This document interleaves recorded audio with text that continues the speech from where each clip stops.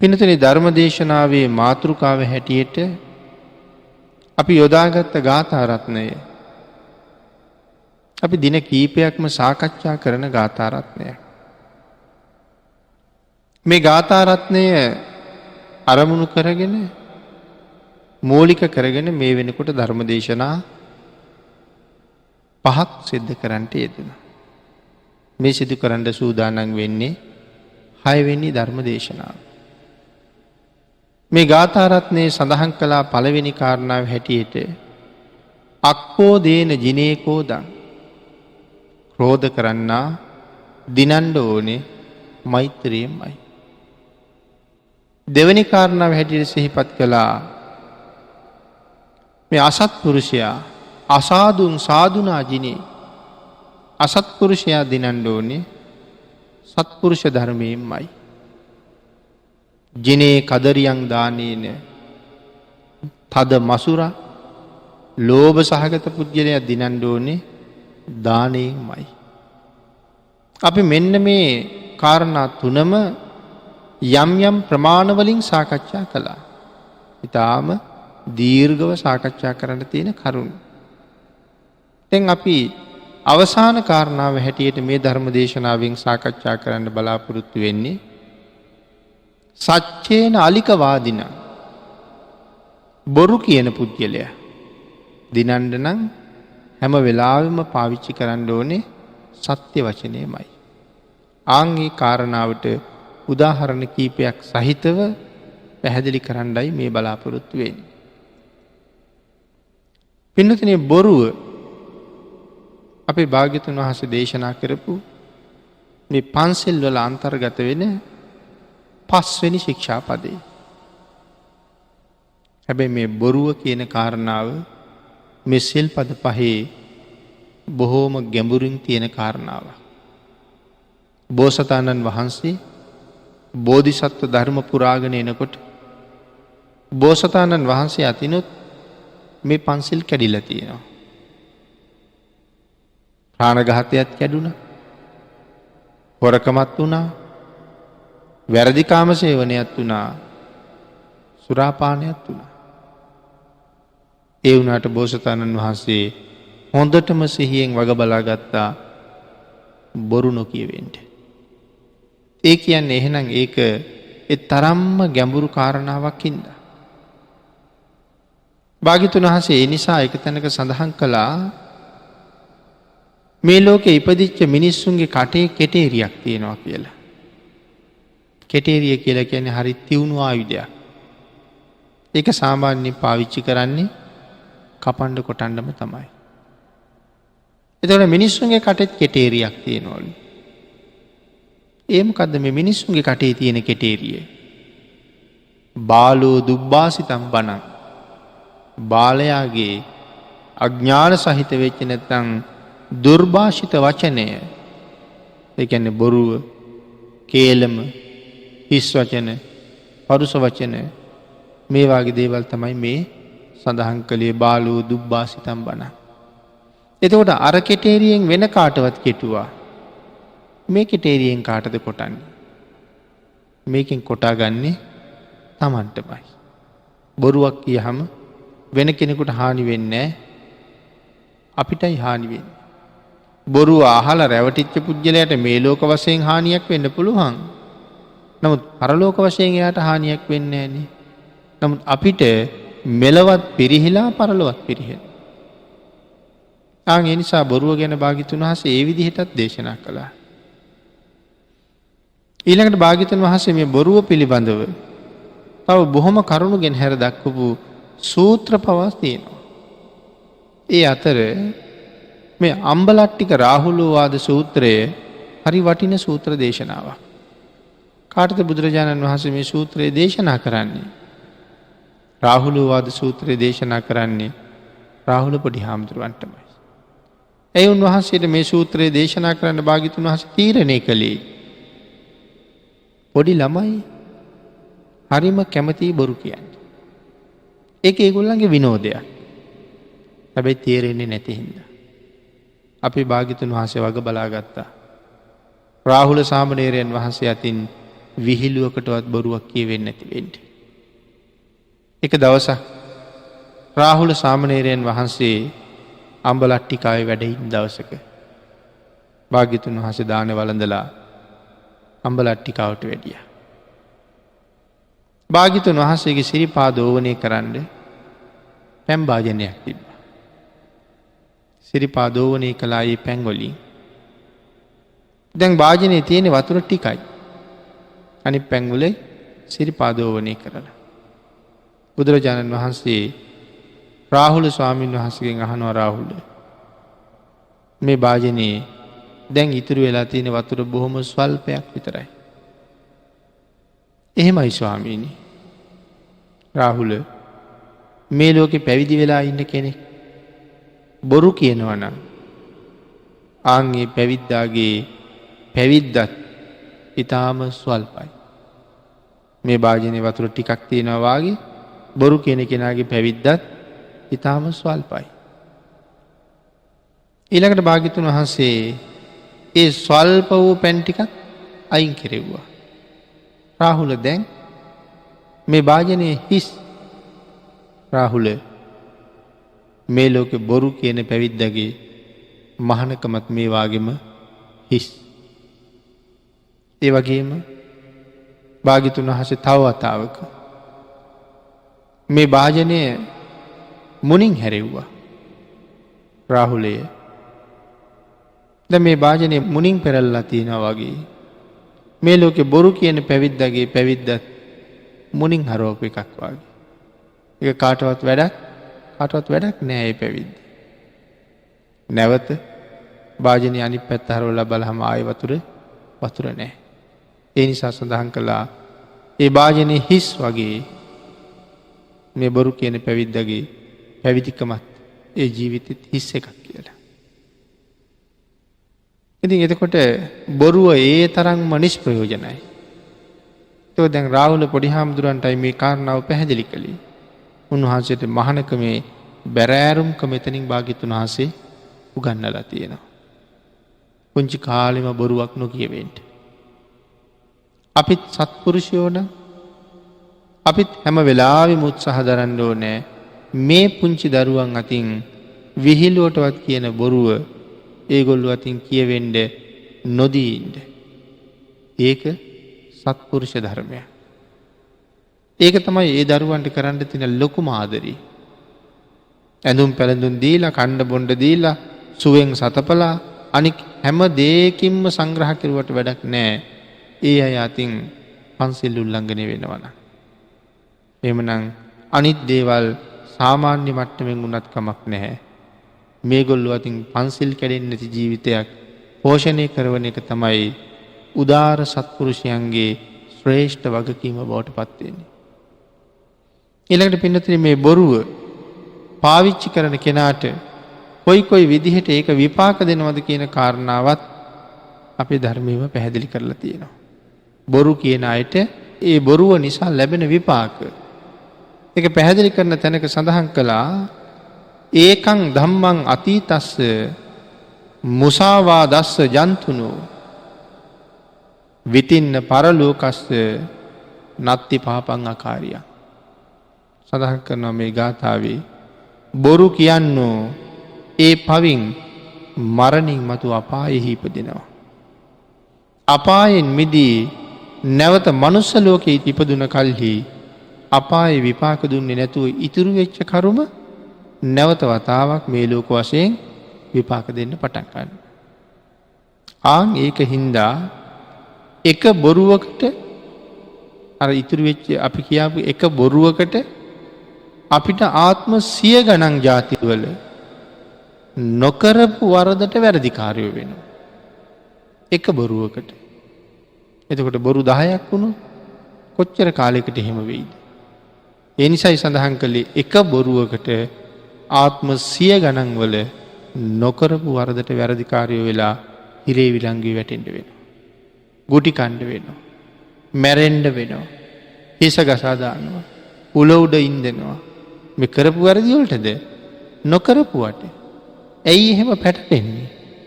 පෙර සංසාරේ හරියට බොරු කියලා තියෙන නිසා. ඒ බොරු නිසා තමයි එහෙන තැන් වලට හසු වෙන්නේ.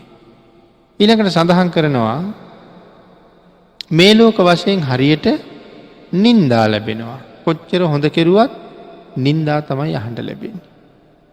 මේ ලෝක වශයෙන් විපාක දෙන දේවල් තව. ඊළඟට සඳහන් කරනවා ඒගොල්ලෝ හරියට අඥානිය වෙලා ඉපදෙනවා කියලා. මනුස්ස ලෝකේ ඉපදුනාට හරි අඥානයි. කියන දේ නෙමෙයි කරන්නේ, කරන දේ නෙමෙයි කියන්නේ. අවවාදයක් කරනකොට වැටහෙන්නේ නැහැ. අවවාදයක් කරාම පිළිගන්නේ නැහැ. අවවාද කරන්න ගියාම ඒගොල්ලන්ට කේන්ති යනවා. ඒ හින්දා කවුරුවත් ඒගොල්ලන්ට අවවාද කරන්න යන්නේ මහ පුදුම අඥානකමක් සහිතව ජීවත් වෙන්නේ සංසාරේ බොහොම පව් කරලා මේ බොරු කියමන වැඩියෙන් සිද්ධ කරලා තියෙන නිසා බොරු කියපු අයට ලැබෙන විපාකයක්. ඊළඟට සඳහන් කරනවා මේ හීන දීන පුද්ගලයෝ බවට පත් වෙනවා.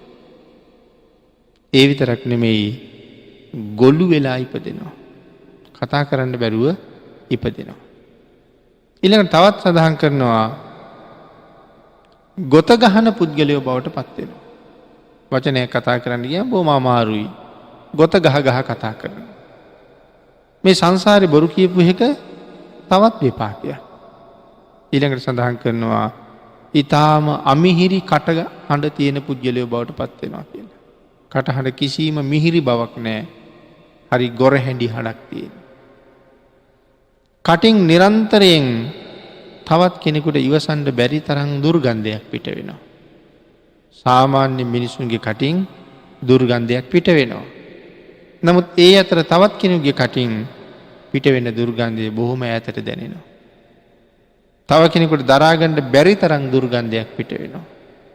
අනික් පුද්ගලයෙකුට එතන ඉන්න බැරි තරම් දුර්ගන්ධයක් පිට වෙන අය මේ සමාජයේ ඇසුරු කරනකොට අපිට හම්බ වෙනවා. එනිසා කටෙන් දුගඳ හමන පුද්ගලයෝ බවට පත් වෙනවා. ඊළඟට සඳහන් කරනවා මේ කටේ දත් පිහිටනකොට පිළිවෙලට පිහිටන්නේ නැහැ කියලා. හරි අපිලිවලයි. සමහර අයගේ කටේ දත් නිකන් කට හැමතැනම තියනවා වගේ දත් හැමතැනින්ම මතුවෙලා. කට සෑහෙන්න පිරීලා දත් වලින් හරි අපිලිවලට දත් ඇවිල්ලා. අශෝභන විදිහට දත් ඇවිල්ලා. මේ සංසාරේ මේ මුසාවාදා කියන අකුසලයේ විපාකයන්මයි. ඊළඟට සඳහන් කරලා තියෙනවා මුඛ රෝග හරියට බහුලයි කියලා. හැම වෙලාවෙම කටේ රෝග හැදෙනවා. මුඛ රෝග බහුලයි. ඊළඟට තවත් සඳහන් කරනවා මේකේ විපාකයක් හැටියට දරුමුණුබුරු ඒගොල්ලෝ කියන දේ අහන්න නැතුව යනවා. දෙමව්පියෝ කියන දේ අහන්න නැතුව දරුවෝ හරියට අකීකරු දරුවෝ බවට පත් වෙනවා. ඒ වගේම දරුවෝ නොලැබී යන්නත් ඒක හේතුවක් වෙනවා. සංසාරේ බොරු කියන එක දරුවෝ ලැබෙන්නේ නැති වෙන්නත් හේතුවක් වෙනවා. තවත් වෙලාවක සඳහන් කරනවා දරුවෝ ලැබෙනවා. ලැබෙනකොට ලැබෙන්නේ ඔක්කොම දරුවෝ ගැහැණු දරුවෝමයි. ඒත් සංසාරේ බොරු කියපු එකේ විපාකයක්. ඊළඟට සඳහන් කරනවා ලැබෙතොත් ලැබෙන්නේත් ගැහැණු දරුවෝමයි. ඒගොල්ලෝ ටිකක් තේරෙන වාසිරෙනකොට මව්පියන්ට ඊටාම අකීකරුම වෙනවා. එතකොට මේ කරුණු ටික බොරු කීමේ විපාක හැටියට ධර්මයේ පැහැදිලි කරලා තියෙන කාරණා ටික. ඊළඟට සඳහන් කරනවා යමෙක් බොරු කියන්නේ නැත්නම් ඒක කොයිතරම් ශ්‍රේෂ්ඨද? අන් ඒකට උදාහරණයක් හැටියට ධර්මයේ ගාථාවක් පැහැදිලි කරනවා මෙන්න මේ විදිහට. යේකේචි මේ නත්ති රසා පතව්‍යා සච්ඡන් තේසං සාදු තරං රසානං සච්චේටිතා සමනා බ්‍රාහ්මනාච තරන්ති ජාති මරණස්ස පාරං. මේ ගාථාවෙන් සඳහන් කළා පොළොවේහි යම් පමණ රසයක් ඇත්ද ඒ රසයන්ගෙන් සත්‍ය රසය සියල්ලටම වඩා හොඳයි කියලා. මේ මහ පොළොවේ ඇති වෙන රසයන්ගෙන් හැම රසයකටම වඩා සත්‍ය නැමැති රසය ඊටාම උතුම් කියලා සඳහන් කරනවා. සත්‍යෙහි පිහිටියා වූ ශ්‍රමණ බ්‍රාහ්මණයෝ ජාති මරණයන්ගේ පරතරට යන්නේ. සත්‍යෙහි පිහිටලා කටයුතු කරන ශ්‍රමණ බ්‍රාහ්මණයෝ ජාති මරණයන්ගේ කෙරවලට යනවා කියලා කියන්නේ. ජාතියත් කෙරවලට යනවා මරණයත් කෙරවලට යනවා. කෙරවල කියලා කියන්නේ එතනින් එහාට මොකවත් නෑ කියන එකයි. යමක් අවසානයි කියන එකනේ අපි කෙලවර වුණා කියලා කියන්නේ. එහෙනම් ජාතියේ කෙරවලට ගියා කියන්නේ උපත නැවැත්තුවා කියන එකයි. මරණයේ කෙරවලට ගියා කියලා කියන්නේ ආයෙ මැරෙන්නේ නෑ කියන එකයි.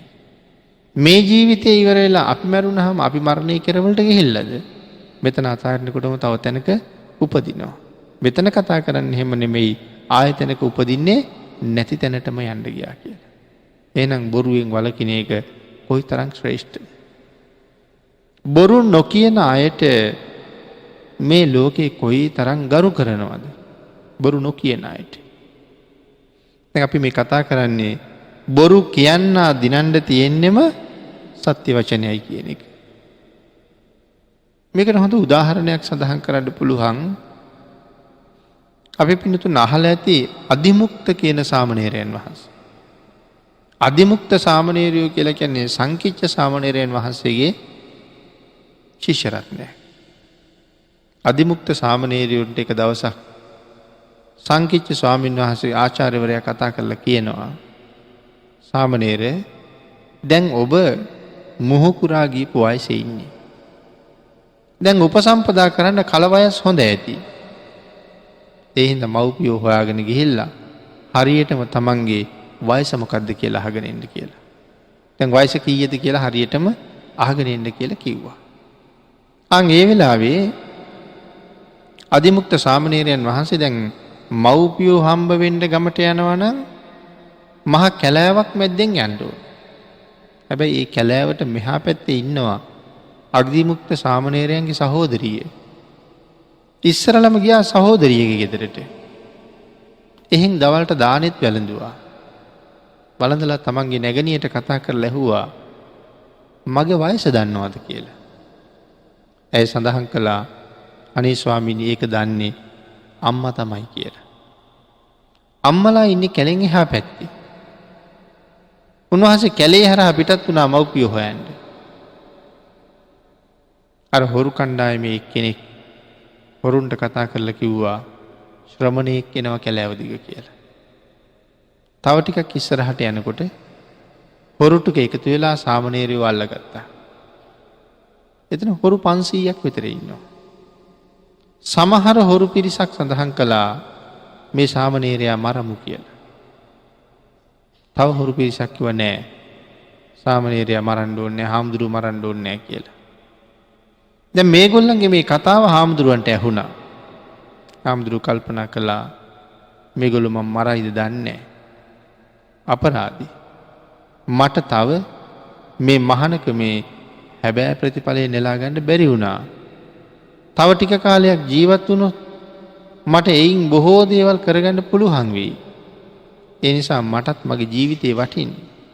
ඒ ජීවිත තණ්හාවට වඩා සසර මග කෙටි කරගන්න යමක් කරගන්න තව පුළුවන් වෙයි කියලා හිතන හින්දා. ඒ හින්දා කල්පනා කළා මේක හොර දෙටුවට කියලා බලන්න ඕනේ. හොර කණ්ඩායමේ නායකයාට කතා කළා සාමණේරයන් වහන්සේ. කතා කරලා කියනවා මම ඔබට එක උදාහරණයක් කියන්න. ඒක කල්පනා කරලා මම මරණවද නැද්ද කියලා තීරණය කරන්න. සඳහන් කළා මිනිහෙක් ඇවිල්ලා මේ කැලෑවේ උගුලක් හදනවා. ඒ උගුලට අහු වෙනවා හාවේ. දැන් හාවා උගුලේ පැටලිලා මැරිලා. එතකොට මේ කැලේ ඉන්න අනික් සත්තු මෙතනින් එහාට මෙහාට යනකොට දකින්නවා හාවා මැරිලා. හාවා මැරිලා තියෙන්නේ නිකම්ම නෙමේ උගුලක පැටලිලා. දැන් මේ සත්තු මේ කැලෑව පුරාම කියනවා අපේ කැලේ සතෙකුට කරදරයක් වෙලා කියලා. උගුලක් හදලා හාවෙක් මැරිලා. දැන් අනික් සත්තු දැනගන්නවා එහෙනම් කැලෑවේ ඉන්න සත්තුන්ට දැන් කරදරයක් වෙන්න පටන් අරන් තියෙනවා. ඒ හින්දා ඒ සත්තු ටික කැලේ දාලා යනවා. සාමණේරයන් වහන්සේ පොරනායකයාගෙන් අහනවා දැන් අර මිනිහා කැලේ උගුල් ඇටෙව්වට ඒ මිනිහට සත්තු අහුවේද කියලා. නෑ ස්වාමීනි කිව්වා. සඳහන් කළා මම මේ කැලේට ඇතුල් වෙච්ච බව තව දන්න අය ඉන්නවා. මම ආපහු ගමට ගියේ නැත්තම් ඒගොල්ලෝ තීරණය කරනවා අනිවාර්යෙන් සාමණේරයා කැලේ ඇතුලේ හොරුන්ට අහු වෙලා මැරුණයි කියලා. නැත්නම් හොරු මැරුවා කියලා. පැවිද්දෙකුටවත් ජීවිතය දෙන්නේ නැති භයානක හොරු ඉන්න කැලෑව පැත්තෙන් ගිහිල්ලා බෑ කියලා කිසිම මිනිහෙක් අදින් පස්සේ මේ වනාන්තරයට ඇතුල් වෙන්නේ නැති වෙයි. එහෙම වුණොත් ඕගොල්ලන්ට කොහොමද ධන සම්පත් ලැබෙන්නේ කියලා ඇහුවා. ඒ වෙලාවේ හොරු කණ්ඩායමේ නායකයා තීරණය කළා සාමණේරයා කියන කතාව ඇත්ත තමයි. ඒ හින්දා මැරුවත් ගන්න කිසිම දෙයක් මේ සාමණේරයා ගාව නැහැ. ඒ නිසා මෙයාට යන්න දෙමු. හැමෝම එකතු වෙලා සාමණේරයන් වහන්සේ නිදහස් කළා. උන්වහන්සේ කැලෙන් එළියට වඩිනකොට උන්වහන්සේගේ අම්මයි තාත්තයි සහෝදරයයි තවත් සහෝදරියකුයි මේ කැලේ හරහා ආපහු කැලෙන් එහා පැත්තට යන්න එනවා. ඒගොල්ලෝ මුණ ගැහිලා කතා බහ කරලා ඒගොල්ලන්ගෙන් තමන්ගේ වයසත් අහගෙන උන්වහන්සේ පිටත් වුණා. තමන්ගේ කමටවත් නිකමටවත් කීවද ඔය කැලේ හොරු වගේක් ඉන්නවා යන්න එපා කියලා. අම්මා තාත්තා වුණත් ඒ කතාව කීවේ නැහැ. මොකද හොරුන්ට පොරොන්දුවක් වුණා මම නිදහස් කරන්න. හැබැයි මම ඔබලා අල්ලගත්ත බවවත් හොරු මේ කැලේ ඉන්න බවවත් මං එළියට ගිහිල්ලා කිසි කෙනෙකුට කියන්නේ නැහැ. බණ්ඩේ සත්‍ය ප්‍රකාශයේ පිහිටලා අම්මට තාත්තටවත් ඒ කාරණාව කීවේ නැහැ. කීවේ අර ප්‍රකාශයේ බිඳෙයි කියලා. බොරුවක් වෙයි කියලා. ඒ තරම්ම සීලයට ගරු කෙරුවා. මේගොල්ලෝ කැලේ මැද්ද යනකොට හොරු අල්ලගත්තා. සියලු දෙනාටම හොඳටම පහර දුන්නා දඬුවම් කෙරුවා. අම්මා දැන් අඬනවා අදිමුක්තයෝ මේ කරදරේ මේ කැලෑවේ තියෙන බව දැනත් අපිට කීවේ නැහැ. අදිමුක්තයා අපි අමාරුවේ වැටෙනකම් බලාගෙන හිටියා අපිට කිව්වේ නැහැ. එහෙම කියා අම්මා අඬනවා. ඒ වෙලාවේ හොරනායකයාට මේක ඇවිල්ලා අහනවා අදිමුක්ත සාමණේරයෝ කියන්නේ ඕගොල්ලන්ගේ කවුද? ඒකට සඳහන් කළා මම අම්මා, මේ තාත්තා, මේ සහෝදරයා, මේ සහෝදරිය. ඒ කියන්නේ අදිමුක්ත සාමණේරයෝ ඕගොල්ලන්ට හම්බුණාද? හම්බුණා මේ කැලේ ඉවර වෙනකොටම. ඕගොල්ලන්ට කැලේට යන්න එපා කියලා කීවේ නැද්ද? වචනයක්වත් අපිට කීවේ නැහැ. ආපු කාරණාව අපෙන් අහගෙන යන්න ගියා. හොරනායකයා කල්පනා කළා මේ ශ්‍රේෂ්ඨ ආර්යයන් වහන්සේලා වචනයක් කිව්වොත් කිව්වම තමයි. කිසි කෙනෙක් වෙනුවෙන් ඒ වචනේ කඩන්නේ. උන්වහන්සේ ඇත්ත කියලා ගියා කාටවත් කියන්නේ නැහැ කියලා. උන්වහන්සේ අම්මා තාත්තා වෙනුවෙන්වත් සිල් කැඩුවේ නැහැ. ශ්‍රේෂ්ඨ ශ්‍රමණයන් වහන්සේ නම. මේ අම්මා තාත්තා බොහොම ගෞරවනීය විදිහට අපුපස්ථාන කරලා නිදහස් කළා. හොරු 500 දෙනාමත් අඬගහගෙන හොරනායකයා අදිමුක්ත සාමණේරයෝ ළඟට ගිහිල්ලා ඉල්ලා හිටිය ස්වාමීනි අපි පැවිදි කරන්න කියලා.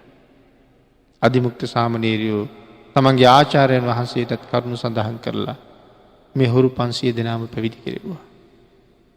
පැවිදි කරවලා වුන්ට උපසම්පදාවත් ලැබලා දුන්නා. මෙන්න මේ සිල් රැකපු එක සත්පුරුෂයෙක් නිසා අර හොරු 500 දෙනාම රහතන් වහන්සේලා බවට පත් වුණා. සතර අපායේ ගිහිල්ලා අනන්ත දුක් විඳින්න හිටපු අය සතර අපායෙන් නිදහස් කරන්න එක ශ්‍රේෂ්ඨ පුජ්‍යලයකට හැකි වෙච්ච තරම.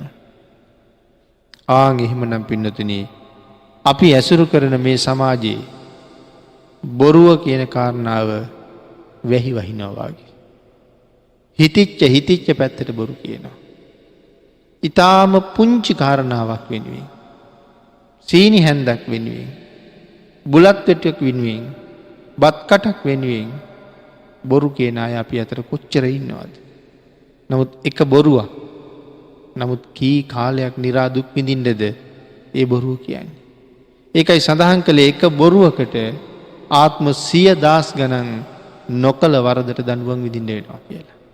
අපේ සමාජයේ හිම අය කොච්චර ඉන්නවද? අනුන්ගේ වැරදි වලට දඬුවම් විඳින අය. අනුන් නිසා දඬුවම් විඳින අය. උදව් කරන්න ගිහිල්ලා දඬුවම් විඳින අය.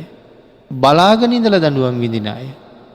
මේ නොඑක් අය අපි සමාජයේ අපි දකිනවා. මේ ජීවිතේ ඒගොල්ලෝ වැරදි කෙරුවේ නැහැ. බලාගෙන ඉඳලායි තියෙන්නේ. නැත්තම් සාක්කියක් දෙන්න ගිහිල්ලායි තියෙන්නේ. නැත්තම් අනතුරක් සිද්ධ වෙනවා දැකපු නිසයි මේ කාරණාව තමන්ගේ ඇඟ උඩට වැටිලා තියෙන්නේ. අද මුකුත් කරලා නැහැ. හැබැයි එයා සංසාරේ රැස් කරගත්ත දෙයක් එයාට ලං වෙලා විපාක දෙන්න පටන් අරගෙන යෙතියි. ආන් එහෙමනම් බොරුව කියන කාරණාව ඒ තරම්ම භයානකයි. අපි මුලින් සඳහන් කළා අපේ බෝසතාණන් වහන්සේ පන්සිල් පදවලින් අනික් සියල්ලම කැඩිලා ගියත් මුසාවාද නොවෙන්න වග බලාගත්තා කියලා. හැබැයි අපි දන්නෙත් නෑ කටින් බොරු පිට වෙනවා. තණ්හාව වැඩි හින්දා තේරෙන්නේ නෑ මේ කිව්වේ බොරුවක්ද නැද්ද කියලාවත්. උදේ එළි වෙච්ච තැන ඉඳලා හැන්දෑවේ නිදිහන්ට යනකොට කටින් පිට වෙච්ච බොරු ප්‍රමාණය ගණන් කරලා තිබුණොත් හිතා ගන්න බැරි තරම් බොරු ගොඩක් කියලා. නමුත් විපාකේ තමයි විඳින්න ගියාම කොයි තරම් දීර්ඝ කාලයක් මේ වගේ ආයතා විපාක සතර අපායවල ඉපදිලා විඳින්න සිද්ධ වෙයිද? නමුත් ඒ කාරණාව අපිට ඒ තරම් දැනෙන්නේ නැහැ. දැනෙන්නේ නැත්තේ ඇයි? අපි ධර්මයෙන් හුඟක් ඈත ඉන්න හින්දා. බය දැනෙන්නේ නැහැ. සසර බිය උපදින්නේ නැහැ. ධර්මයෙන් ඈතයි. මේවා නිකන් සාමාන්‍ය දේවල් කියලා හිතෙන. කෙසේ වෙතත් ධර්ම දේශනාවට වෙන් වෙලා තියෙන කාලයත් ඉවර වෙලා තියෙන නිසා අපි මේ ධර්ම දේශනාවත් මෙතනින් නිවා කරන්න තීරණය කරමු. අපි ධර්ම මාතෘකා කරගත්ත ගාථාව අක්කෝදේන ජිනේ කෝදං අසාදුන් සාදුනා ජිනේ ජිනේ කදරියන් දානේන සච්චේන අලිකවාදිනං කියන මෙන්න මේ ගාථා රත්නය භාග්‍යතුන් වහන්සේ දේශනා කොට වදාළේ උත්තරා කියන උපාසිකාව අරමුණු කරගෙන. උත්තරාව අරමුණු කරලා දේශනා කරපු ගාථා රත්නයේ සඳහන් වෙන ප්‍රධාන කාරණා 4යි මේ සාකච්ඡා කරන්නට යෙදුනේ. මේ ගාථා රත්නය අසුරු කරගෙන මේ ධර්ම දේශනාවත් එක්ක ධර්ම දේශනා 6ක් සිදු කරන්නට යෙදුණා.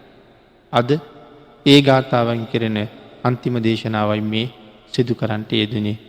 මේ ගාථා රත්නය තුල තියෙන ඒ ධර්ම කාරණා හරියට ධර්ම සාගරයක් වගේ. නමුත් අපි යම් ප්‍රමාණයකට කරුණු ටික ටිකයි මේ සාකච්ඡා කරන්නට යෙදුනේ. එහෙනම් ඒ ගාථා රත්නයෙන් සිදු කෙරෙන අන්තිම ධර්ම දේශනාවෙන් සාකච්ඡා කළේ මුසාවෙන් වළකින එක කොච්චර වටිනවද? මුසාවෙන් වැළකිච්ච කෙනා මහජනයා අතර හැම වෙලාවෙම ගෞරව ආදරයට පාත්‍ර වෙනවා. ඔහු පිළිබඳව මහජනයා අතර පූර්ණ විශ්වාසයක් උපදිනවා. ඔහුටත් තමන් ගැන ලොකු විශ්වාසයක් තියෙනවා. මෙලෝ පරලෝ දෙකම සුවපත් කරගන්න හේතු වෙන නිරන්තරයෙන් අපිට ආරක්ෂා කරන්න තියෙන සීලය පංචශීලය. ආන්ගේ පංචශීලයේ ඊතා සුවිශේෂී වූ සිල්පදයක් හැටියට මේ මුසාවාදා වේරමණී සික්ඛාපදං කියන ශික්ෂාපදය සඳහන් කරන්නට පුළුවන්. එහි වටිනාකම පිළිබඳව කරුණු ටිකකුයි සාකච්ඡා කරන්නට යෙදුනේ මුසාවාදාවේ විපාකත් එක්ක.